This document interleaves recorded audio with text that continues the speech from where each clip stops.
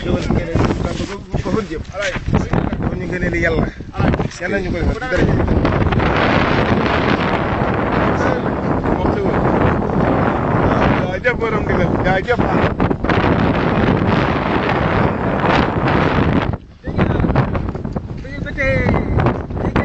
dafa jóob bay liga rek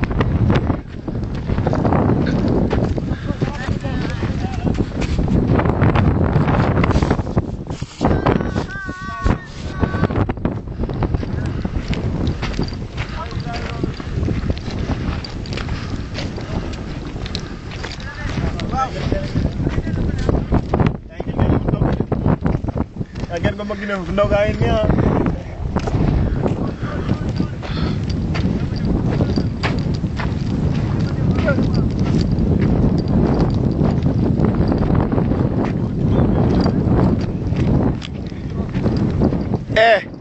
yooyu del bu ko kenn def bu ñu roose rek ngeen di def njëmbat am njëmbat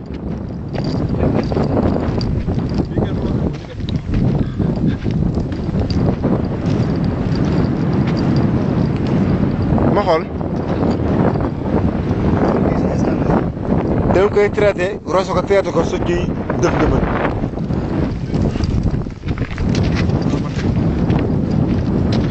Aliou Diallo xaaral ma ñëw waay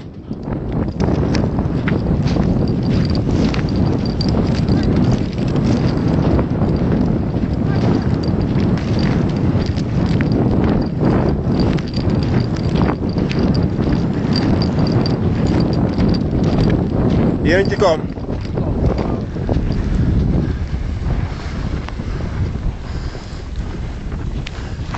waaw bu peerul rek baax de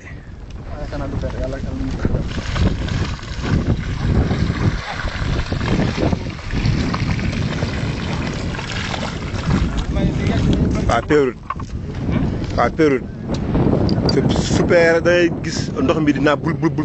di génn ci kaw waaw kasa ba ma tafaam rek noonu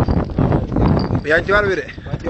ah lii de moom xewal la moom ñu barkeelu rek waaw ci toolu Cheikh Rafal bi waaw di añ raxmati waaw fi ay raxmati la ay ngeneel la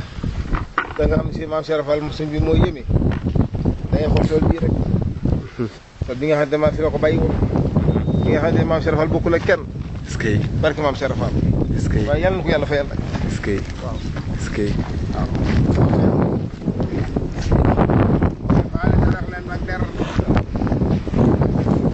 man ko Baye Fall darax leen mag der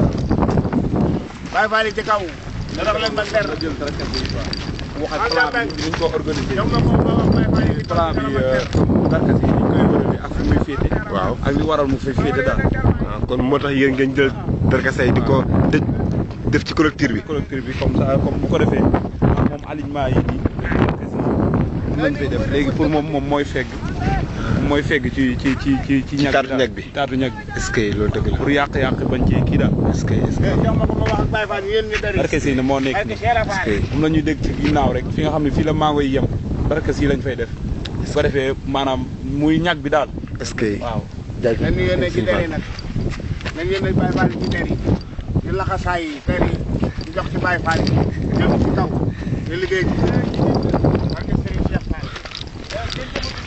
ci laxasaay yi